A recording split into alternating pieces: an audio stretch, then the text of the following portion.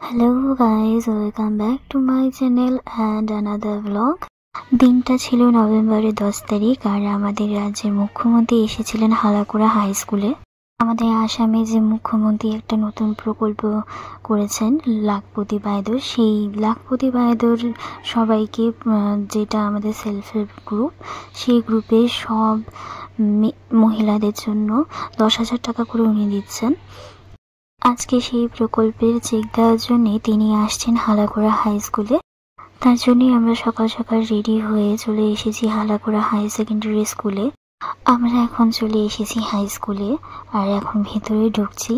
আর এখানে বিশাল বড় প্যান্ডেল করেছে, কারণ এখানে আজকে আসবে 23,000 লোক।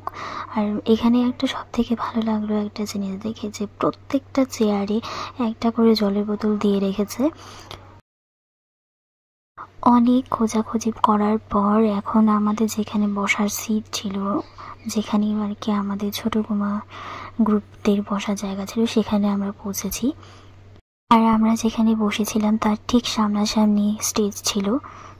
আর দেখো এখানে ড্রোন ক্যামেরা ছেড়েছে ভিডিও করার জন্য।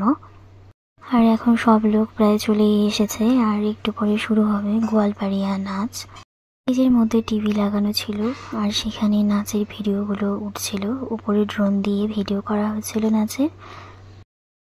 এখানে অনেক রকম সুবিধা করেছে, যারা দূরে বসে আছে তারা যাতে দেখতে পারে তাদের জন্য টিভি লাগানো হয়েছে। আমরা যেহেতু স্টেজের থেকে অনেকটাই দূরে বসেছি, তাই তোমাদের একটু জুম করে দেখাচ্ছি নাচটা। এখন গোয়ালপাড়িয়া নাচ শেষ হয়ে বিহু নাচ শুরু হয়েছে। বিহু নাচও শেষ হয়ে গেছে, এখন আমাদের ওয়েট করতে হচ্ছে। এখন মুখ্যমন্ত্রী আসবে একটু পরে, ঘোষণা করে বলছে বারবার। ফাইনালি আমাদের অপেক্ষার অবসান ঘটিয়ে মুখ্যমন্ত্রী আমাদের মাঝখানে আসতে চলেছেন। ফাইনালি আমাদের অপেক্ষা শেষ হলো আর মুখ্যমন্ত্রী এখন আমাদের মাঝে উপস্থিত হয়েছেন। আমাদের মুখ্যমন্ত্রীকে একটু জুম করে দেখাই তোমাদের। আমাদের রাজ্যের মুখ্যমন্ত্রী হেমন্ত বিশ্ব শর্মাকে প্রথম সামনে থেকে দেখে মানে খুবই ভালো লাগছে। ওনাকে যেমনটা দেখা যায় ভিডিওতে ঠিক উনি তেমনটাই। আমরা এখন সবাই বসে ওনার ভাষণগুলো শুনছি। যেই ভাষণটা হলো আমাদের লাখপতি বায়দর প্রকল্পের ওপরে উনি ভাষণ দিচ্ছেন। সেই টাকা দিয়ে আমরা কি করতে পারবো না করতে পারবো, কিভাবে কি করতে পারবো, সেই সব নিয়ে উনি বলছেন। এখন ওনার বক্তৃতা শেষ হয়ে গেছে আর এখন চেক তুলে দেওয়ার পালা। গোলকগঞ্জের এক সেলফ হেল্প গ্রুপের ভিউর হাতে চেকটা উনি তুলে দিলেন। চেক হাতে তুলে দেওয়ার পর উনি চলে গেলেন। আর এখানে টিফিন দেওয়া হচ্ছিল। টিফিন দেওয়ার জন্য প্রচণ্ড ভিড়, তার জন্য আমি আর টিফিন নিতে যাইনি।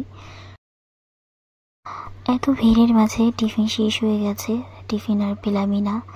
তারপর আমরা এখন বেরিয়ে পড়েছি। বের হয়ে আইসক্রিম খেয়ে নিয়েছি, এখন বাড়িতে যাব।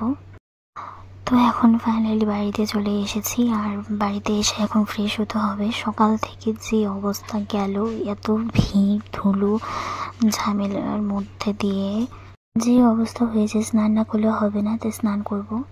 স্নান করে ফ্রেশ হয়ে খাওয়া দাওয়া করে নিয়েছি আর একটু রেস্ট করব এখন। আজকের ব্লগ এখানেই শেষ করছি।